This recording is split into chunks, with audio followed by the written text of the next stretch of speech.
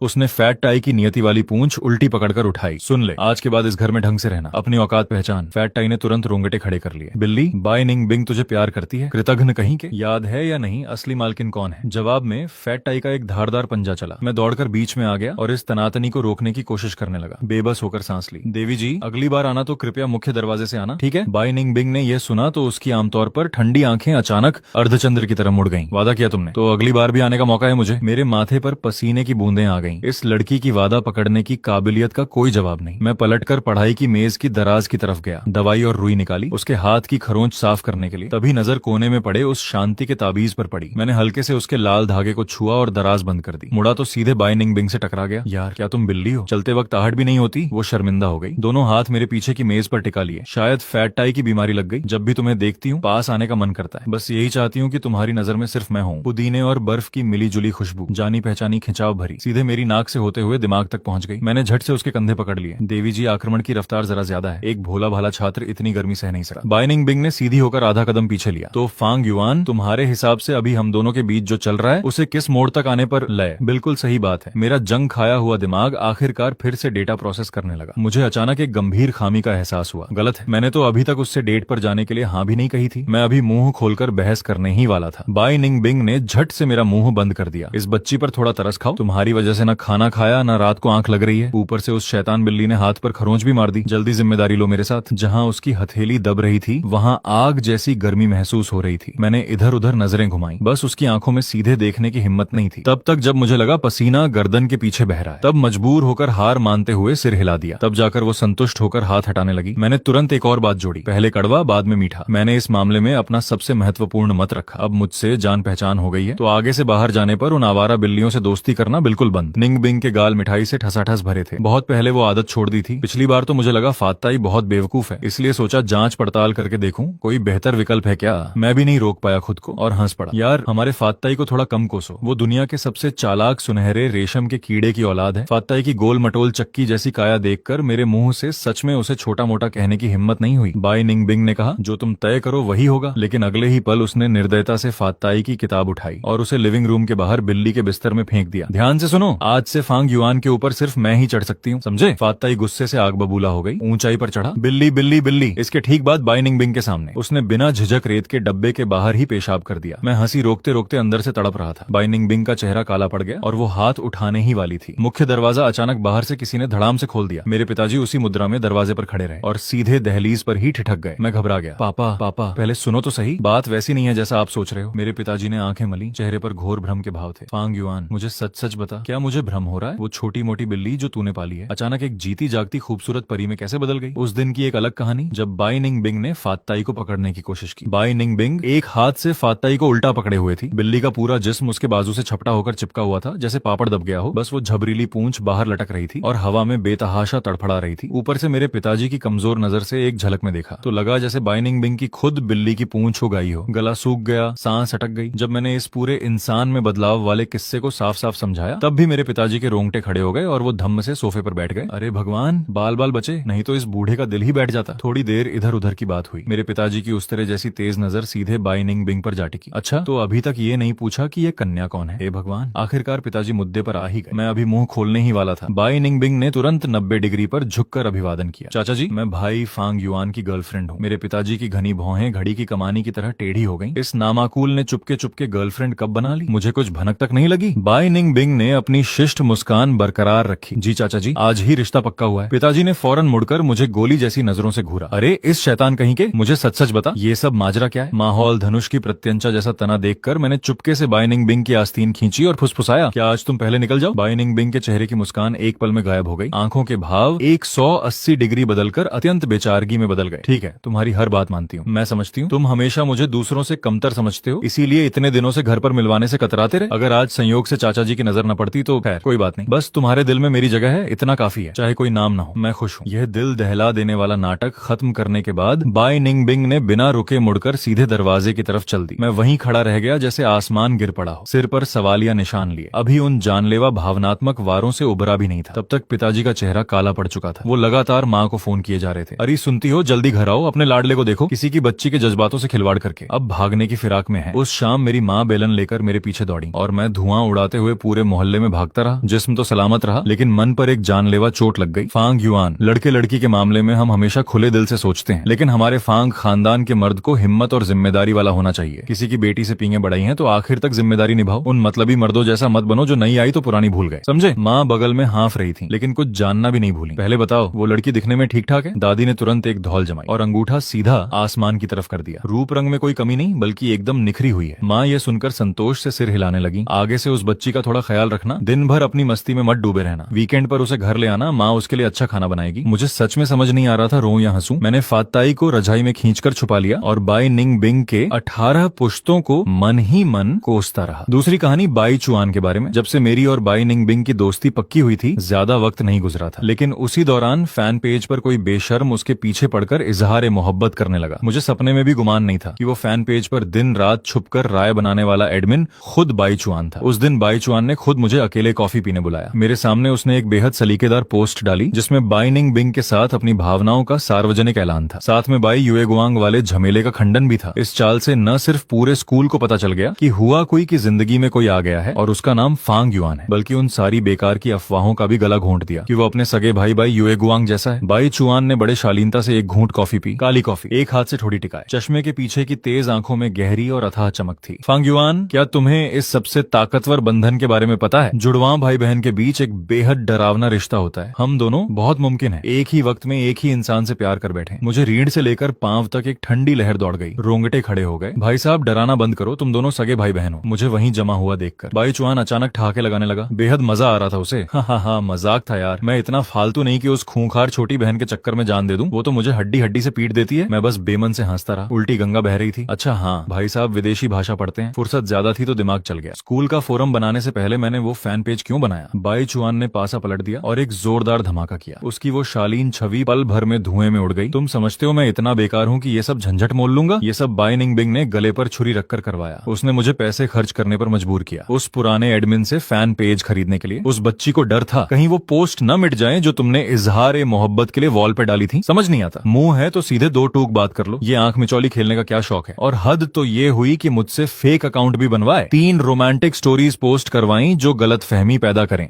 और तुम्हें फंसाने के लिए चारा डाला। देखा जाए कि तुम चारा लेते हो या नहीं। इस बच्ची का कोई इलाज नहीं, प्यार का बुखार बहुत चढ़ा हुआ है। पूरा पर्दाफाश सुनकर मैं पूरी तरह नतमस्तक हो गया। बाई निंग बिंग ने इस पागल दीवाने को पटाने के लिए जो जाल बिछाया वो किसी हॉलीवुड फिल्म से कम नहीं था। इसे प्रेम का जाल नहीं तो क्या कहें। साफ जाहिर है उसने मुझे अपने जाल में फंसाने की पूरी चाल चली। लेकिन गहराई से सोचो तो आखिर में बचाव की दीवार तोड़कर पहले प्यार का इजहार करने वाली वही थी ना। हुआ कोई के दिमाग को टेढ़ा मत समझो। एक आम इंसान जैसा मैं उनके बराबर सच में नहीं पहुंच सकता। तीसरी कहानी, बाई निंग बिंग की नई गृहस्थी। क्या तुम फाताई को तंग करना बंद कर सकती हो? सुबह सुबह मेरे बाल कौवे के घोंसले जैसे उलझे हुए थे। नींद में डूबा हुआ रसोई में पानी पीने गया। कमरे से निकलते ही मैंने देखा कि फाताई कल रात तक मेरे पास गर्म होकर लिपटी सोई थी। आज किसी ने उसे बेरहमी से उठाकर लिविंग रूम के बाहर ठंडे बिल्ली के बिस्तर में धकेल दिया था। जैसे ही उसने मुझे लड़खड़ाते हुए बाहर आते देखा, फाताई को जैसे सोना मिल गया। उसकी बड़ी बड़ी गोल आंखें बेचारगी से भर गईं। म्याऊं म्याऊं करते हुए मेरे पास सट गई और लगातार शिकायतें करने लगी। अरे देखो जुल्म हुआ है। उसे महंगी ट्रीट देनी पड़ी, शाही डिब्बा खोलना पड़ा। तब जाकर मेरी लाडली का गुस्सा ठंडा हुआ। उसके बाद मैं सीधे कमरे में घुसा और बाई निंग बिंग की खबर लेने पहुंचा। वो पलकें झपकाने की भी जहमत नहीं उठा रही थी। रजाई से एक लंबी गोरी पतली बांह बाहर निकली। आलस से एक उंगली हिलाकर मुझे पास बुलाया। मैं खींचते हुए आगे बढ़ा। बिना किसी रहम के रजाई एक झटके में खींच ली। तब बाई निंग बिंग ने धीरे धीरे आंखें खोली, अपनी रेशम जैसी नरम बाहें फैलाई, मेरी गर्दन में बाहें डालकर जोर से मुझे गद्दे पर खींच लिया। जानू सुबह सुबह इतना गुस्सा सेहत के लिए अच्छा नहीं, बहाने मत बनाओ। फाताई को ही क्यों निशाना बनाती हो? उसने अपना सिर मेरी गर्दन की खांच में रगड़ा, नाज नखरे करते हुए। अभी अभी जागी थी तो आवाज भारी और भीगी हुई थी। कल रात हम दोनों ने जो